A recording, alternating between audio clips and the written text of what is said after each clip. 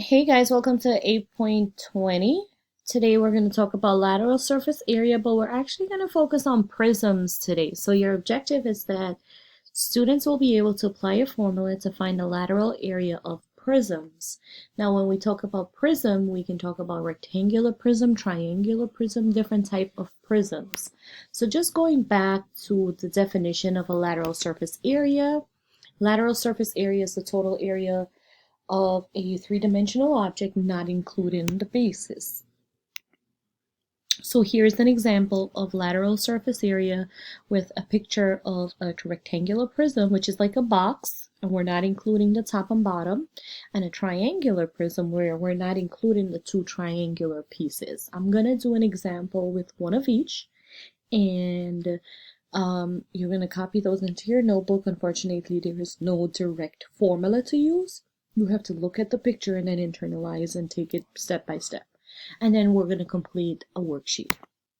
So here we go. The first one says find the lateral surface area of this shape.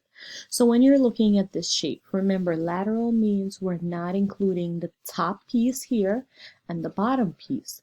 So from this, you should be able to expand the shape, and this is what it looks like. This is the base, this is the top piece, this and this. So oops, I apologize. Here we go. So this piece here, which is the top, this goes with this, right? This is my top. And then remember, it's a box. That's your top. And then you got the bottom piece, which is this guy right here.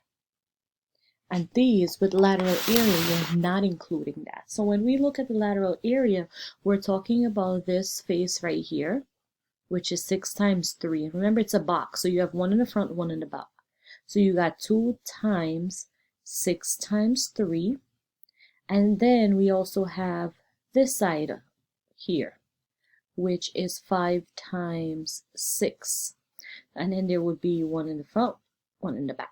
6 and times 5, right? So this is here.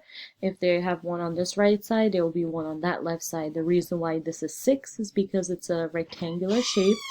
Opposite sides are congruent. So let's plug that into your calculator.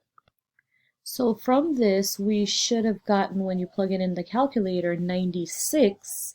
And there's no units given in this question, so I'm just going to write units squared. Normally when there's no units, we normally put the word units.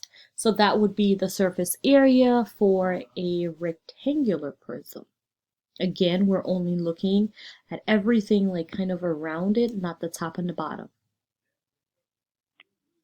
Now for the second example, we are going to look at the triangular prism. So from this shape, like if I was to dissect it, right?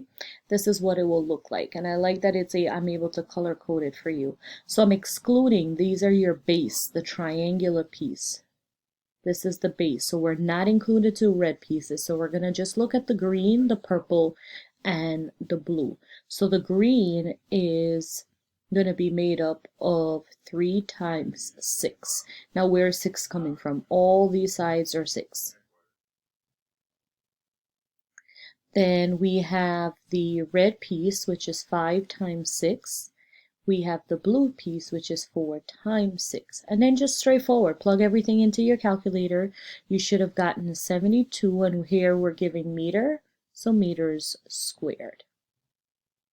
Right? The whole idea behind this is just remembering, think of the picture if you were to break it apart, what it looks like. I'm not including the top and the bottom. Now that you have these 2 examples written in your notebook, please go ahead, complete the worksheet that's assigned to you, show all the work and all the steps, and submit them to me in Google Classroom. Have a good day, guys.